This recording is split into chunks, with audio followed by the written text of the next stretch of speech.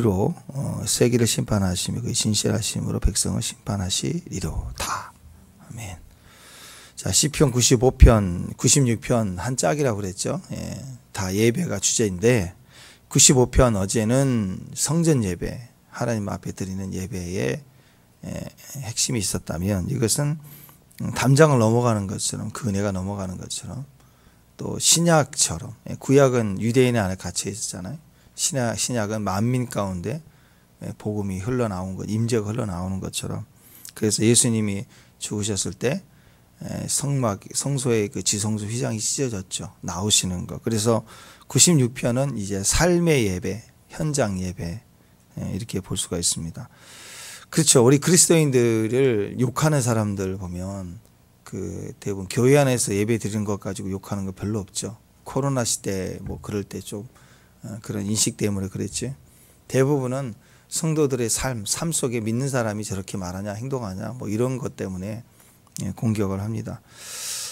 거기에는 또 오해도 많이 있긴 하지만 분명한 것은 하나님에 대한 역사, 주님에 대한 기대감이 피조물 가운데도 있다는 거죠. 믿지 않는 사람들 중에서도 나름 선악과 판단이지만 나름 자기들의 기준에 우리는 그래도 교회는 그래야 되지 않냐, 뭐 이런 나름대로의 그런 기대감이 있다, 이렇게 해석을 하면 좋을 것 같아요. 그래서 96편의 시작은 이제 삶의 예배인데 우리 현장에서 삶의 예배. 1절이 한번 보겠습니다. 1절 2절 시작. 새 노래로 여호와께 노래하라. 온 땅이 여호와께 노래할지어다. 여호와께 노래하며 그 이름을 송축하며 그 구원을 날마다 전파하라. 그러면서 이제 3절부터 쭉 나오는 게 만민 가운데 만민 이렇게 뻗어나가죠. 그러니까 이전의 노래와 다른 노래, 새 노래라는 거죠. 새 노래. 그리고 새 노래를 이렇게 여호와께 노래하라. 근데 온 땅이고요. 그리고 구원을 날마다 전파하라. 새 노래의 의미는 물론 이제 즉흥적으로 정말 이전에 내가 남이 알았던, 우리가 늘 알았던 그 노래 말고 신선하고 싱싱하게 내가 지어서 만들어서 주님께 노래를 드리겠다, 그런 마음으로 예언적인 찬양을 했다, 뭐 그것도 새 노래 이렇게 인식을 하긴 하지만 그건 우리식인 거고, 성경에서의 새 노래는 구원의 노래입니다. 구원의 노래가 유대인 안에만 있는 노래가 아니라 온 열방에 대한 구원, 이방인에게, 유대인에게 있어서 이방인은 개 취급했거든요. 부정한 개, 산악개, 들이대는 개. 근데 이방인에게도 구원이 있다. 그리고 모든 자에게 구원이 베풀어 준다, 이런 의미는 없었어요. 그런데 예수님이 오셔서, 예수님도 처음에는 그렇지 않, 제한적으로 주님이 말씀하실 때는 나는 잃어버린 내 아버지 이스라엘 백성들 위에는 보내짐을 많았다, 이런 개념으로 말씀하셨지만 그 백부장이나 수로보니 여인 같은 사람들로 인해서 막 옆구리가 터지는 것처럼 예수님에게도 그 가능성을 사역 가운데 보여주신 거예요. 그래서 예수님의 제자들 말고 사도 바울을 또 이방인의 사도로 또 세워서 이방인의 선교가 막 터져 나오면서 담장을 넘어가는 구원의 역사가 있었다. 이것은 삶의 예배거든요. 삶의 예배. 그래서 우리가 노래할 수 있는 건 성전에서도 노래해야 되지만 우리는 어디서 노래를 불러야 되느냐. 구원의 노래는 열방 온 땅을 구원하시는 우주적인 하나님. 그래서 우리가 이제 삶의 현장에서 노래할 수 있어야 된다. 삶의 예배다. 현장이 곧 예배다. 그래서 처음에는 복음 들고 들어가는 것처럼 가정 예배를 시작하고, 또 회사에서 무슨 이렇게 모임을 시작할 수 있죠. 뭐 신우회라든지 또는 무슨 요즘 직장 사도 뭐 이래가지고 직장에서도 모임을 시작할 수 있잖아요. 예. 그런데 시간이 지나면 직장의 어떤 공간에서 또는 외부적인 삶의 현장에서 모임을 형성할 수도 있지만 그냥 삶의 예배예요. 내 존재 자체가 예배를 드리고 복음을 전하고 하는 행위가 그냥 일상이 된 거, 하나가 돼버리는 거죠. 그러면 그냥 삶 속에서도 예배를 드려라가 아니라 삶이 예배, 삶의 현장이 집에 가도 예배, 길을 가도 예배, 모임을 가져도 예배, 이렇게 예배가 되는 예배자로 우리가 비전을 가질 수 있게 되는 것입니다. 그러니까 교회 안에서만이 아니라 교회 저 열방까지라도 밖에 나가서도 계속 만찬, 하나님의 계속 이 영광스러운 구원의 축제를 전하라. 교회 안에 울타리에만 있는 영광스러움, 교회 안에만 있는 임재가 아니라 예배자들을 통해서 법궤를 메고 레위 지파 사람들이 법궤를 메고 이동했던 것처럼 새로운 레위 지파 사람, 혈통이 아닌 믿음의 종들에 의해서 임재가 사명인 사람들을 통해서는 그 임재를 예배 안에서의 경험만이 아니라 예배를 넘어서서 우리 삶의 현장에 옮겨가서 거기서도 예배하고 그러면서 임재를 풀어내면서 그 임재를 메고 다니는 임재의 사람들, 그런 의미를 가지고 있습니다. 그래서 우리가 잘 아는 로마서 12장 1절 말씀 아시죠? 너희 몸을 하나님이 기뻐하시는 거룩한 산제사로 드리라 그랬습니다. 너희 몸을, 여기서 얘기하는 건 성전 안에서 예배가 아니라 원래 성전에서 섬기는, 예배를 섬기고 봉사하는 행위도 몸으로 헌신하는 거죠. 기계로 로봇으로 하는 거 아니잖아요. 그렇죠? 근데 우리 삶의 역시 삶의 현장에서도 우리는 예배자, 삶의 현장에서는 몸으로 드리는 거룩한 제사를 드려야 된다. 개념이 아니고 의식이 아니고 몸으로 드리는 예배가 돼야 된다라는 것입니다. 교회에서뿐만 아니라 생활 속에서 우리 몸을 제물로 드리라. 무슨 뜻입니까? 헌신이죠. 헌신. 헌심이 아니라, 마음만 드리는 헌심이 아니라 삶의 현장, 가정 현장에서 노력하고 수고하고 움직여야 돼요. 세상은 우리가 찬양하고 눈 감고 가만히만 있어도 임재 안에 머물러 있나 보다 이렇게 느끼죠. 근데 세상은 못 느껴요. 그러니까 저 사람이 경건한가 거룩한 사람인가를 어떻게 하느냐, 말하는 거, 행동하는 걸 보고 저 사람은 우리를 위해서도 헌신하는구나, 희생하는구나 안다고요. 그럴 때 거기에서 믿는 사람 틀리구나, 예배자구나. 우리는 그 갭이 있잖아요. 마땅히 옳은 대로 해야 될 자기 권리, 그걸 포기한 만큼 그게 재물이에요. 재물. 하나님 앞에 내 양, 내 소, 내 권리잖아요. 근데 그걸 포기해서 가지고 오는 거예요. 그것처럼 마땅히 공동체 안에서, 직장에서도 당연히 이거 맞지라고 하는 걸 그냥 맞아, 그건 나쁜 건 아니에요. 그런데 삶의 예배가 되는 사람들은, 예배자들은 그것을 내가 꺾어서 드리는 거죠. 그게 몸으로 헌신할 때 사람들은 뭐 바보다, 뭐 당하냐, 뭐 이렇게 얘기를 하지만 사실은 시간이 지나면 그것이 예배로 드려지는 제물이고 그 대가를 하나님이 취하게 하시더라라는 거죠. 그러니까 교회는 모이면요, 헌신입니다. 교회 안에서도 헌신, 세상에서도 헌신, 그게 영적 예배라는 것이에요. 그래서 교회는 미사일을 쏘는 것이 아니라 때로는 우리가 세상의 기준보다 하나님의 기준을 가지고 있어요. 말씀이라는 기준을 갖고 있으니까 우리는 세상이 판단도 하지만 영적 판단도 더해요. 그래서 우리가 때로는 막 판단할 수 있어요. 이런 사람, 저런 사람, 이 사람, 이 행동, 이걸 막 지적하는데 뛰어날 수 있어요. 이건 전문가 수준이거든요. 그래서 이렇게 교회가 이렇게 창을 던지고 이렇게 미사일을 쏘는 것이 아니에요. 교회는 거기서 어디다 터뜨려야 되느냐? 교회에서 터지면 안 돼요. 무슨 일 터지면 교회에서 막 폭탄이 터져요. 폭탄이 터져가지고 막 난리가 나는 거예요. 그게 아니라 교회는 그냥 쏘는 거예요. 어떻게 보면 미사일과 창을 쏘는 건데 어디를 겨냥해야 되냐? 교회에다가 쏘는 게 아니고 세상을 향해서 미사일을 쏴야 돼요. 미사일은 어디서 터져야 되냐면 세상이 터지게 해야 돼요. 그래서 좀 우리가 어리석을 때 이런 그 하나님의 뜻을 잘 이해하지 못했던 교회에서 쏘고 교회에서 터져요. 그래가지고 전문 용어로는 이거 자폭이라고 그래요. 미사일을 펑 쏴서 상대방에게 쏴야 되는데 미사일을 갖다가 쏴가지고 여기서 터져. 그러니까 어떻게 되겠어요? 자폭하는 거죠. 무슨 일이 펑펑 터지면 뉴스거리나 보면은 다 그냥 교회 문제 터지고 교회 사건이고, 또 어떤 일이, 큰 일이 터지면 그 사람이 또 열심히 또 교회를 다녔던 사람이고 뭐 이런 부분들이 자잘못을 떠나서 너는 그럼 죄가 없냐? 뭐 이렇게 따질 문제가 아니라 결국 덕이 되지 못하죠. 원망과 시비가 있게 되는 거예요. 그러니까 교회 이름이 바뀌어요. 자폭하는 교회로. 막 자폭해. 그래서 둘로 쪼개지고 위아래로 쪼개지고 네 개로 쪼개서 싸운 데도 보고 결국 이렇게 가는 거 아니겠습니까? 근데 이제 에스겔서 47장에 보면은 성전 문 앞에서 문지방 밑에서 또 물이 흘러나오는데, 성전에서 물이 흘러나와서 그 물이 세상으로 흘러가서 바다로 이르는데 강이 돼서 흘러가잖아요. 그 강물에 닿는 것마다 번성하고 생물이 다 산대요. 성전에서 스며 살살 나오는 물이 흘러 해서 강이 되고 바다로 가는데 이걸 닿는 곳마다 소성함이 일어난대요. 축복합니다. 그러니까 교회의 하나님이 근본 의미는 처음에는 기도하고 미약하고 섬기는 게 작은가 보이지만 그 예언적인 섬김과 희생이 흘러나가서 세상으로 가서는 강력한 폭탄이 되고 열매가 되는 거죠. 그러니까 교회에서는 폭탄을 터트려야 돼요. 기도를 터트려야 돼요.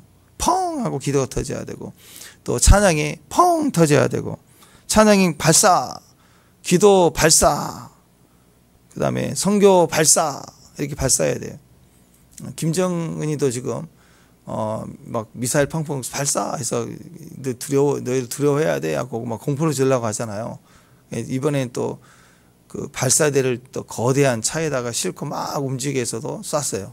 그러니까 우리는 언제든지 이동해서 쓸 수 있다, 뭐 이런 과시를 하는데, 가만히 생각해 보니까 우리도 예배가 이동해야 되잖아요. 이동할 수 있어야 되잖아요. 김정은이도 하는데 기도 발사를 맨날, 성전도 안 하면 안 되지만 성전에서 기도를 하지만, 가정에서도 하지만, 때로는 기도를 짊어지고 워킹 플레이 지나가면서도 하고 선교지 가서도 하고, 이렇게 이동용으로도 할 수 있어야 되는 거죠.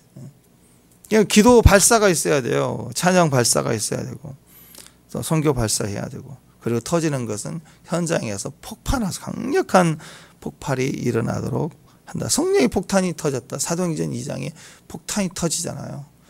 마가의 다락방에서 한 10일 정도 모여서 기도 발사했더니 쌓이고 되니까 나중에는 거기에 오순절이 임해가지고 강력한 하나님의 임재가 임하지 않습니까?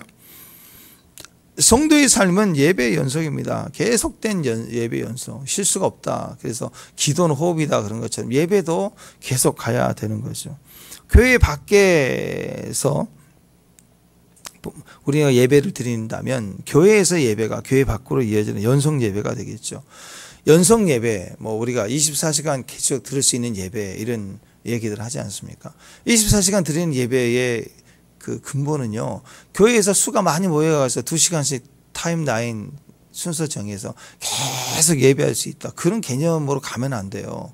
연속 예배의 의미는 성전 예배 플러스 삶의 예배로 가야 된다고. 전 세계적으로 24 기도 운동 한다고 다윗의 장막 회복한다고 막 그런 의미를 갖는데, 다윗의 장막의 그 기본 핵심의 의도는요, 온전한 예배예요. 그것은 성전에서 예배뿐만 아니라 성전 밖에서의 예배자의 모습이에요. 그걸 얘기하는 거예요. 근데 24 기도 수가 많이 모인 곳에는 순서 정해서 할 수 있잖아요. 그거 해내는 거예요. 그러니까 이런 공간에 가면 외국에서도 중단되고 어려움 겪는 게 그런 것 중에 하나죠. 예배자가 24시간 연속 들을 수 있는 예배자의 모습은 얼마나 심령이 뜨거워야 되겠습니까? 그게 연속으로 가야 돼요. 두 사람이 만나서 결혼을 하는데, 그 결혼이라는 것도 삶의 예배와 같은 거죠. 두 사람 만날 때만 좋은 게 넘치면 우리가 함께 살자. 그래서 그 두 사람이 만날 때만 좋은 게 아니라 함께 영원히 하고자 하는 마음에서 결혼을 하면 삶의 행복이 아니에요. 삶의 행복으로 가는 거예요. 그런 의도가 돼야 되는데, 삶의 행복은 싫은 거예요, 간섭하기가. 그래서 결혼해놓고도 내 통장, 네 통장, 공동통장, 그리고 여기까지 내 물건, 네 물건. 어떤 분들은 또 1년 안에 헤어질 수도 있다는 조건 안에 혼수품도 다 공증해서 그거 도장 찍어놓고 마냥 헤어지면 너 이거 해왔건 나 이건 미리 정해놓고 하는 사람들도 있더라고요. 세상이 그래요. 그건 삶의 예배가 아니지. 교회도 마찬가지예요. 예배 드릴 때 최선을 다해서 드리고, 하나님 여기까지 해요. 제 삶 건들면 안 돼요. 그래서 삶은 내 마음대로.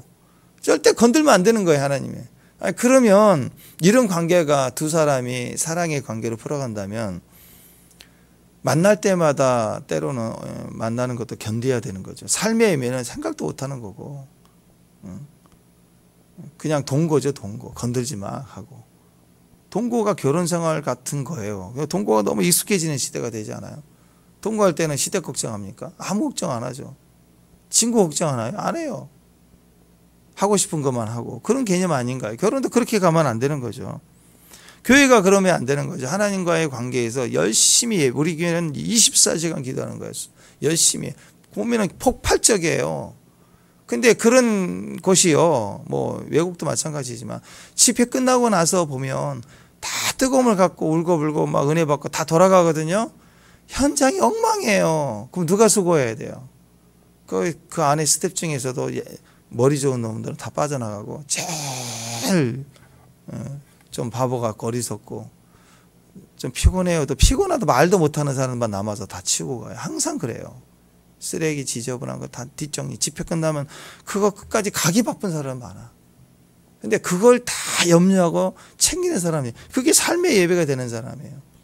현장 예배, 가정에서도 예배자의 삶이 됐고, 예배의 근심, 우리 가정을 위해서 내가 친구 모임을 간다. 그럼 그 모임에서 어떻게 복음으로 같이 예배를 드릴까. 이 마음이 없이 그냥 현장 예배만 뜨거운 거예요. 그러니까 교회 예배만. 섬기는 데만. 그리고 끝나고 삶에 가서는 엉망이에요. 집안이 엉망이고, 친구 만나면 엉망이고, 뭐 얘기만 하고, 나 간다 하고 가버리고, 뒷정리도 안 하고, 항상 보면 이게 의리가 없죠. 그럴 때 진짜 예배자일까 생각을 해보라는 거죠. 주님이 다윗을 그 마음에 합하도록 기뻐했던 이유가 그거 아니에요? 도망자, 예배 드릴 수 없는 현장에서, 제한받는 현장에서도 주님을 끊임없이 찾는 거예요. 그 마음이 귀한 거죠. 끝까지 버티고 주님 의지하는 거, 의리가 있는 거. 그래서 오직하면 믿음이 없으면 의리라도 있어라, 뭐 그런 얘기 하잖아요. 믿음도 없고 의리도 없어요. 그러면 뭐가 되겠습니까? 그것은 예배자의 바른 모습이 아니죠. 그래서 예배를 드린다, 연속 예배를 든다 그러면 만남도 중요하지만 삶의 예배가 되는 것처럼, 두 사람이 우리가 집에 오고 가는 것도 즐거운 거야. 떨어지기 싫어 막 이렇게. 그랬을 때 결혼이라는 삶의 사랑으로 가자, 그런 의도로 확대되는 거 아니겠습니까? 결혼한다 그러면 두 사람의 마음이 온전히 하나가 돼야 되는, 무엇이든 다 하나가 되는 마음처럼 가야 된다. 그러니까 예배자의 삶의 현장, 삶의 예배라는 것도 종교적 예배만 가지고 얼마나 뜨거운가, 열심히 했나, 크게 했나가 아니라 내 중심에 예배자의 심령으로 서 있는가. 그래서 삶의 현장에서도 헌신하는 게 보여야 돼요. 교회에서도 우리가 알지만 더 헌신한 사람들 때문에 순서를 정해서 하는 게 아니라 그 영역을 넘어서서 그것만 하는 게 아니라 보이지 않는 선에서 섬기고 또 해내고 하는 것들을 보면 그게 중요한 거 아니에요. 저는 그런 모습들을 볼 때 은혜를 많이 받아요. 늘 제 마음에 남아있어요. 그렇죠? 누군가 순서 따라서 섬기는 부분도 있죠. 그 순서도 어려워하는 사람도 있고, 근데 어떤 분들은 순서와 상관없이 늘 섬겨요. 때로는 주중에서 와서 기도하고 가기도 하죠. 또 어떤 분들은 기도하러 온 것도 있지만 살피러 와요. 살피러. 뭐 시간만 나면 교회 와서 내가 뭘 해야지 하고 섬겨서 그거 딱 해놓고 가고, 그 저한테 때로는 했다고 얘기도 안 하시고 가시고. 그럼 보면 그런 게 보인다고요. 보면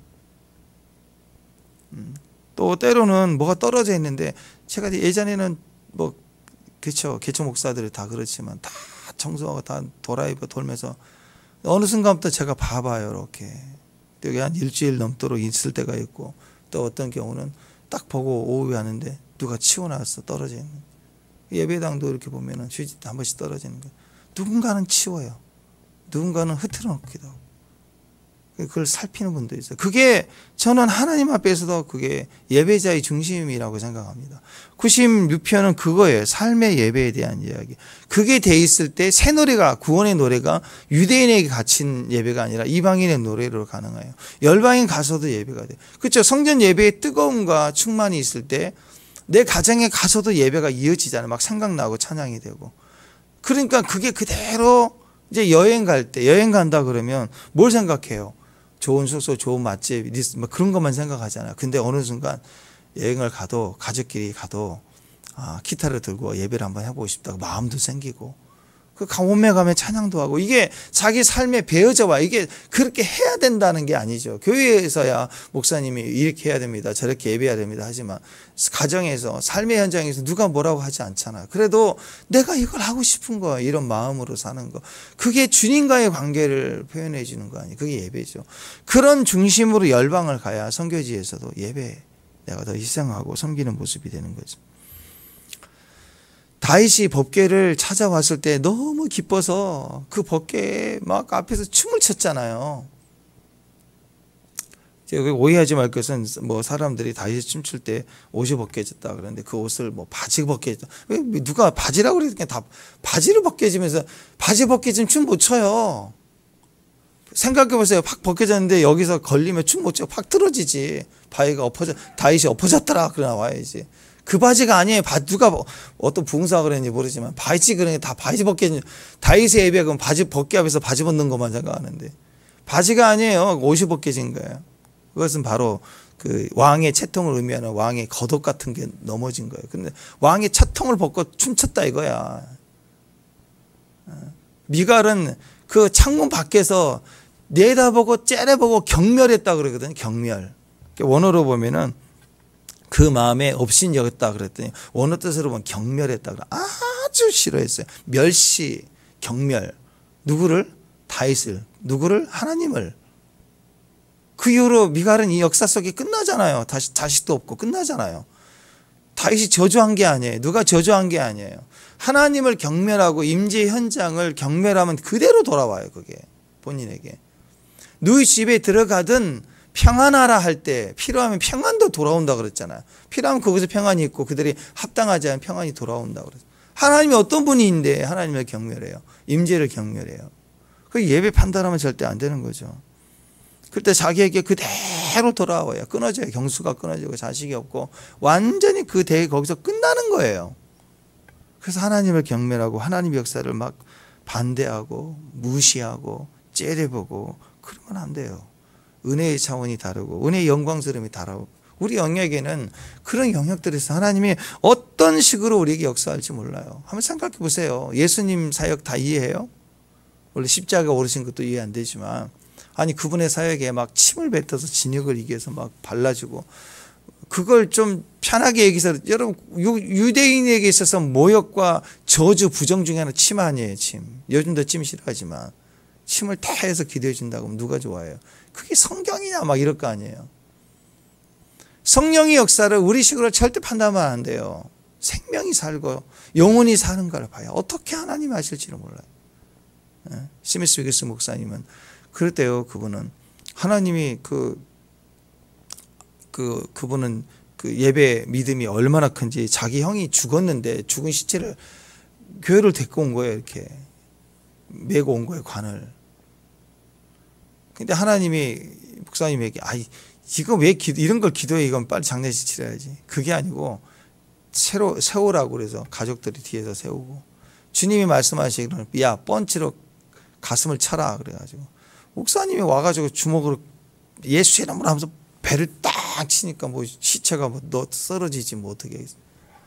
그걸 요즘같이 얘기하면 미친 거죠. 목사가 막 죽은 시체를 했다 뭐 그것도 시체를 모욕을 했다 그럴 거 아니 때렸다 그러니까. 그랬더니 기침을 하고 쓰러지면서 또 다시 그래서 한 3번 예수 이름으로 가슴을 쳤더니 기침을 하고 일어났다고 막 그런 일화들이 많잖아요. 그러니까 성령의 역사를 그분은 그래요. 저 같으면 하나님이 그런 얘기를 안 하시죠. 왜? 다른 사람들 앞에서 시체를 놔두고 때릴 믿음이 안 돼 있으니까. 근데 그분은 그 정도 되니까 때리는 거예요. 비난받고 어리석은다. 조영기 목사님 보세요. 이런 뭐 방언 이단 난리를 치면서 그 한국교회 그 패턴을 바꿔놨잖아요. 방언. 그 짐을 다지고 마지막 죽을 때까지 무슨 파리의 여왕인가 그 소설 하나 때문에 그 불륜이다 뭐다 평생 그래. 한쪽 생각해 보면 아니 그 많은 그 순복음교회 법률 변호사 많고 이런 건 그냥 고소해가지고 그냥 들춰내서 이건 뒤집어 엎어서 아주 이런 거짓말로 전국 쑤시고 다니고 평생 꼬리 달리는 거 이거 해결해야 되지 않는가. 한번 찾아보세요. 조원기 목사님 매독 무슨 뭐 파리 여행 뭐 해가지고 별 지저분한 얘기가 다 돌아다녀요. 근데 한편으로는 그래요. 진짜 그러면 결백하다는 걸 변호사 다 써서 그걸 교회적으로 대응해야 되지 않나 뭐 별소리가 다 있죠. 근데 안 해요. 끝까지 가요. 끝까지. 그 한 20년 30년 붙었나 그 꼬리가. 그리고 최근에 이제 돌아가시기 전 한 5년 10년 전인가 그 정도에서 이제 뭐 그런 인터뷰가 나오더라고. 그 여자가 자기가 소설이었다고 그러고 뭐 그걸 자기와 상관없이 그런 일들을 퍼졌다고 그러고 뭐 이런 나중에 그런 얘기를 했다는데 아니 그래요. 변명할 이유도 없고 그냥 가는 거예요. 인생은 누구만 바라보고 주님만 보고 가는 거예요. 그걸 끝까지 무슨 오해가 되든. 그러니까 함부로 우리가 사람 판단하면 안 되고 함부로 우리가 정죄하면 안 되고 설령 죄를 지었다 할지라도 그렇게 쉽게 이렇게 정죄할 그런 상황이 아니에요. 왜? 나부터가 하나님 앞에 온전치 못한다는 걸 우리는 아니까. 그래서 우리는 알고 가냐? 믿고 가는 거. 믿고 하나님 믿고 하루하루 살아요. 정지할 시간이 있으면, 지적할 시간이 있으면 찬양하고 노래하고 믿음으로 가는 거죠. 절대로 영적 현장이 업신여기고 경멸하는 듯한 표현을 하면 망하는 거예요. 무조건 망해요, 인생. 그때 다윗이 법궤를 메고 찾아왔을 때 엄청나게 춤을 추면서 막 그 찬양을 하잖아요. 그때 그 내용이 역대하 16장, 역대하 이제 15장에서 법궤를 찾아와요. 그리고 역대상 16장에 찬양을 나오는데, 역대상 16장이 시편의 노래 3편이 연결돼서 나오거든요. 그러니까 다윗의 그 시가 그때 불려진 걸 시편에서 나눠져서 기록된 거예요. 다윗이 먼저 불렀으니까. 그러니까 역대상 16장에 23절에서 33절에 나와 있는, 그러니까 역대상 16장에 시편의 한 3편 정도가 이렇게 나오는데, 그 중에서 중간에 있는 부분 23절에서 33절의 역대상 16장 23절에서 33절 내용이 오늘 96편하고 똑같아요. 그러니까 이 노래는 언제 불려졌냐?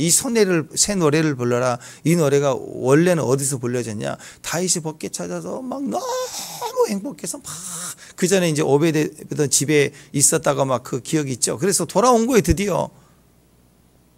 핏길 내면서 오는 거 기억하시죠? 예, 짐승을 잡아 피를 뿌리면서 법궤를 대까지 그래서 모셔온 거예요. 거기서 막 춤추면서 불렀던 노래를 오늘 시편 96편에서 그 부분에 대한 것들을 이렇게 고백을 했다고요. 근데 이 헬라어 구약 성경, 가장 오래된 헬라어 구약 성경 우리가 70인역이라고 하는데요.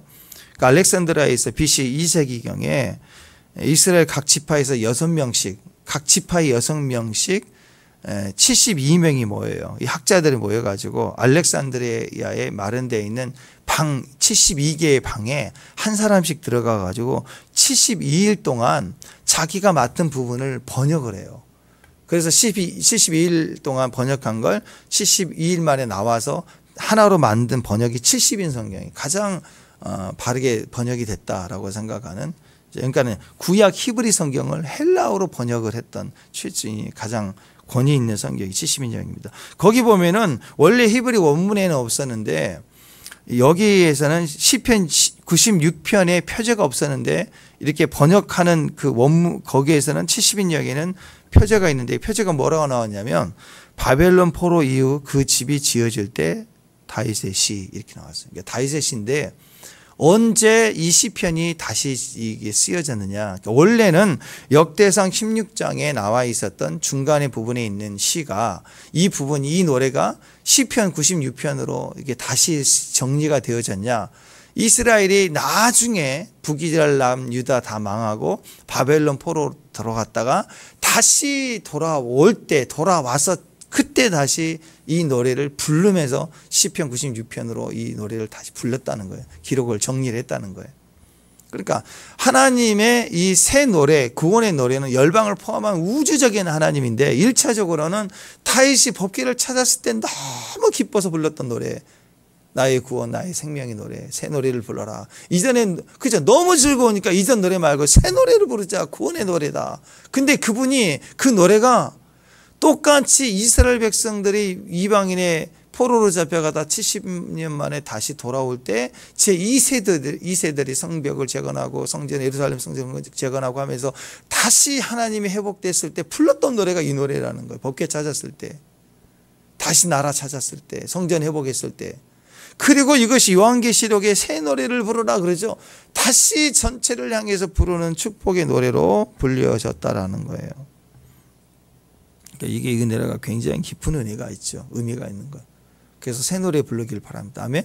우리 교회가 새 노래 불러, 모든 것이 임재를 회복할 때, 내 삶의 임재가 회복할 때, 우리 가정에 임재가 옮겨져 왔을 때, 막 그 축제의 기쁨이 터지는 거. 내가 기도했던 분들이 주 앞에 돌아올 때, 열방으로 우리가 나갈 때, 임재를 들고 나갈 때, 우리가 기도했는데, 기도를 쐈는데 슈 날아가더니 갑자기 벙 인도에서 터졌다, 예루살렘 터졌다, 막 이렇게 터졌다는 소리가 막 보일 때 우리가 이 새 노래를 불러야 되는 거예요. 계속 기도를 쏴야 돼요.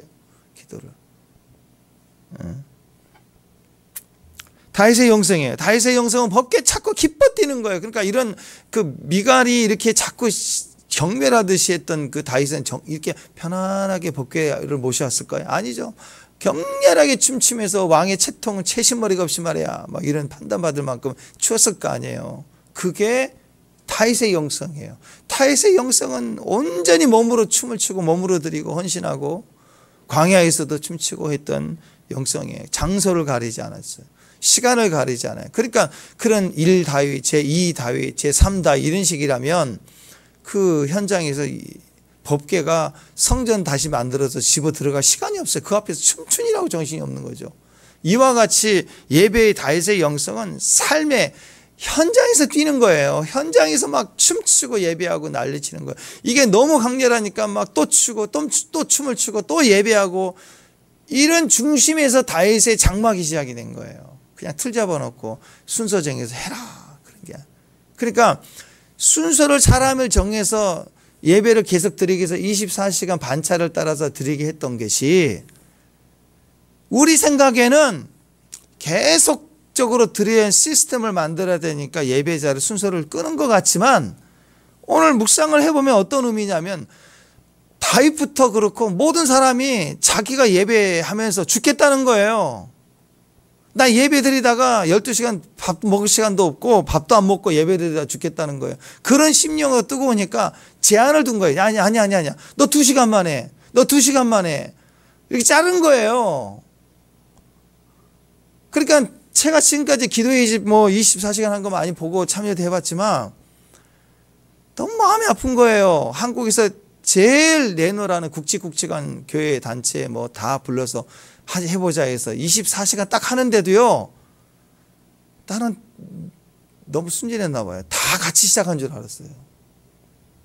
물론 사역자 단체들이 다 바쁘니까 그렇겠지만 24시간 하면 온전히 다 해서 난 처음부터 순진하게 처음부터 갔어요.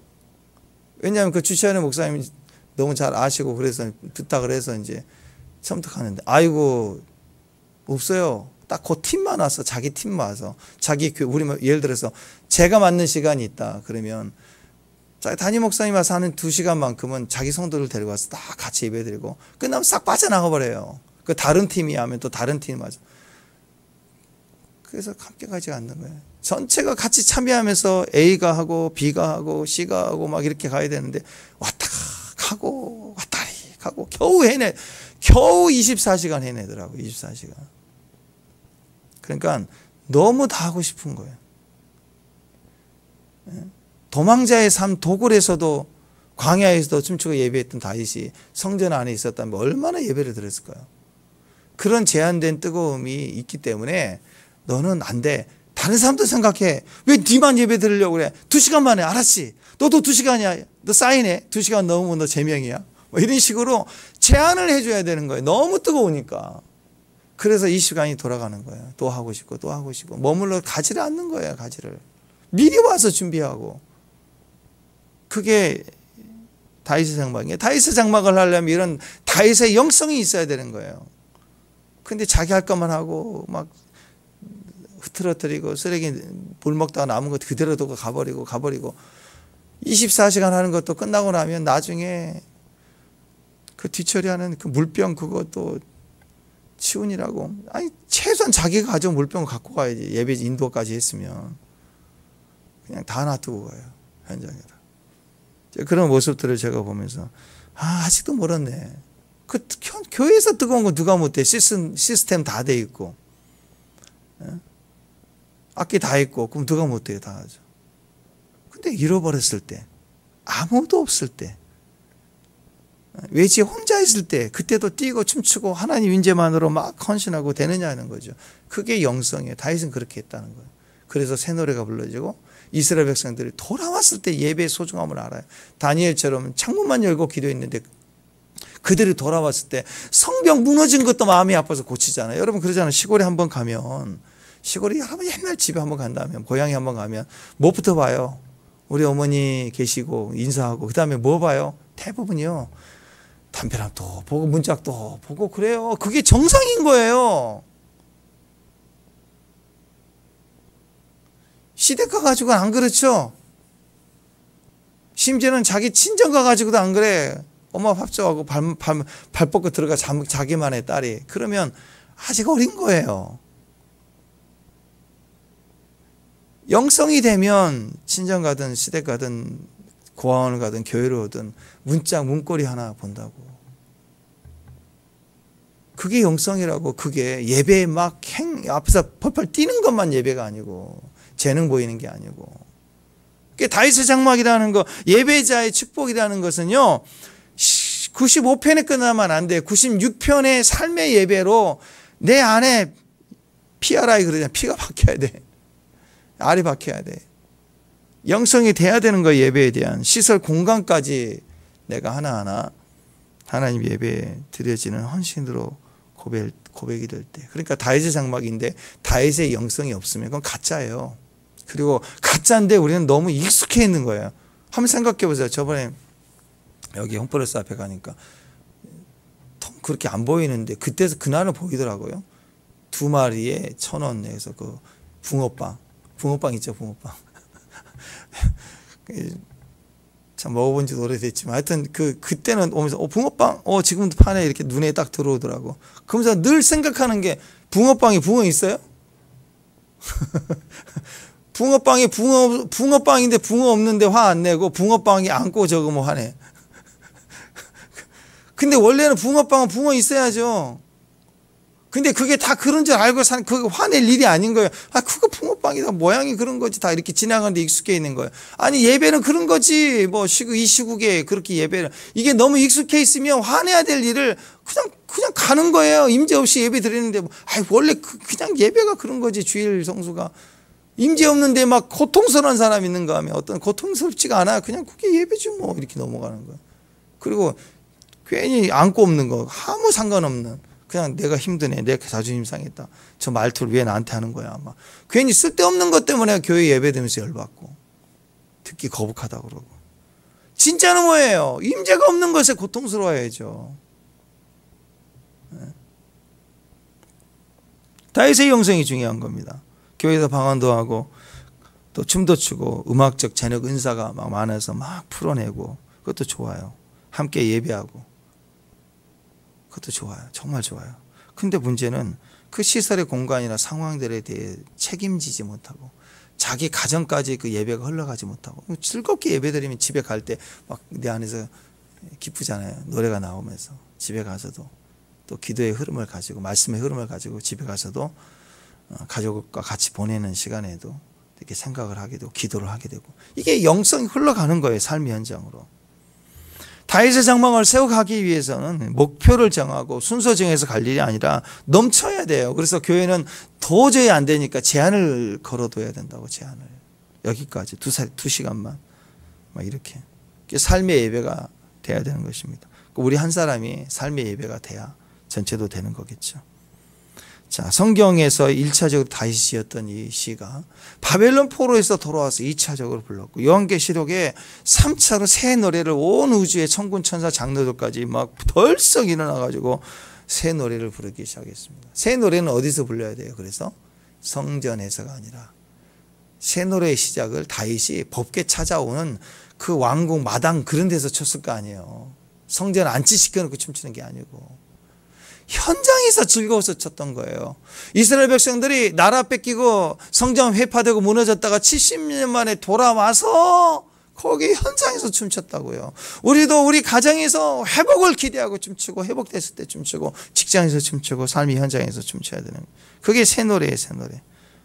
96편 오늘 3절 이후로 쭉 나오는 게 전부 만민 가운데 우상 세상의 족속들아 뭐 신들보다 네 모든 신들보다 뛰어난 신 경외할지어다 하면서 하나님 우주적인 하나님이라는 뜻은 뭐예요? 우리의 예배가 예루살렘 거기만 있을 게 아니라 이방 땅에서도 온 땅에서도 온 우주 가운데서도 그분은 찬양 받으시기 합당하시다. 그분은 새 노래를 우리가 불러야 된다. 모든 신들보다 모든 만국보다 뛰어난 신들. 세상은 잡신이고 우상이지만 우리 하나님은 진짜 하나님이다. 그 말은 우리가 헌신해서 어디든 가서 새 노래를 불러니 현장 예배자가 되라. 현장 예배자가 돼요. 그래서 우리가 다 왕 같은 제사장 아니에요? 왕 같은 제사장. 우리가 예배자라는 거예요. 예배자. 가정 예배. 그래서 성전 예배, 현장 예배로 가는 기본 베이스가 가정 예배. 그래서 가정 예배가 살아야 돼. 가정 예배. 그럴 때 자녀들에게도 직장에도 내 모임 중에 또 징검다리를 한 발자국 해서, 하나님은 좀 기시죠. 우리는 죄송합니다, 숏다리입니다. 특히 한국 사람은 서양 사람보다 숏다리예요. 그래서 우리는 반드시 징검다리가 필요해. 그래서 임재가 담장 너머로 가서 첫 번째 베이스 캠프가 가정 예배. 그 다음으로 넘어가는 거예요. 현장 예배는 옮겨가야 되는. 제일 첫 번째가 가정 예배예요. 가정 예배가 안 되고 그 다음에 뭐 직장 예배부터 하겠다 아니라고요. 먼저 가정에서 나 혼자만이라도 기타를 치면서 예배하기 시작해요. 가정 예배가 되는 사람이 직장 예배 가능합니다. 가정 예배가 돼야지 캠퍼스 선도 뭐 이것도 되는 거예요. 선교도 가는 거예요. 그래서 우리가 올해는 가정 예배 정복하셔야 됩니다. 현장 예배뿐만 아니라 그 다음에 선교지, 환경에 따라서 공격적으로 복음이 들어갈 수 있도록 우리가 헌신해야 돼요.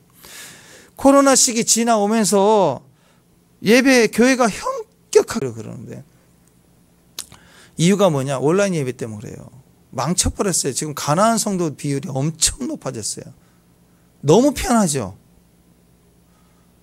겉으로 보기에는 이렇게 인터넷으로 드릴 수 있으니까 현장에 올 수 없는 제한적 상황에서 실시간 드릴 수 있고 굉장히 좋죠. 옛날 같으면 대형 교회만 이렇게 스카이로 해가지고 유성 쏘고 막 비용이 어마어마하게 들렸잖아요. 막. 근데 지금은 누구나 할 수 있잖아. 그렇게 돼서 감사하긴 하는데 오히려 전체적 교회로 보면 영성이 떨어져 버렸어요. 그러니까 괜찮은 거예요.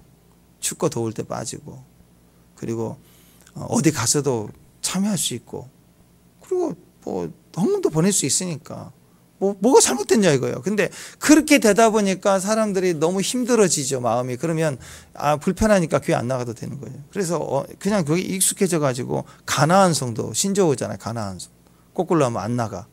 그러니까 교회만 안 다니는 거예요. 하나님 믿는 사람이에요. 하나님 믿는데요. 근데 헌신이 싫은 거예요. 현장이 싫은 거예요.